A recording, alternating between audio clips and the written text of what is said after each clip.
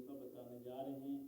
یہ وظیفہ ہے کہ آپ کی نسلوں کی غربت ختم ہو جائے، جو نہایت غریب ہیں، جن کے گھر میں رزق بہت کم آتا ہے، رزق کی وجہ سے پریشان ہیں، غربت کی وجہ سے پریشان ہیں۔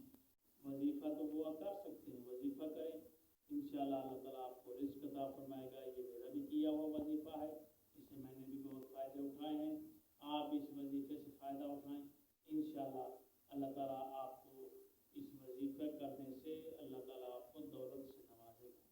یہ آپ کی نسلوں کی غربت ختم ہو جائے گی کہ آنے والی نسلوں میں بھی آپ کی غربت نہیں رہے گی۔ اور یہ آپ نے وظیفہ کرنا ہے، کرنا کیا ہے، اول و آخر آپ نے درود پاک پڑھ لینا ہے، اور دن میں کسی وقت بھی روزانہ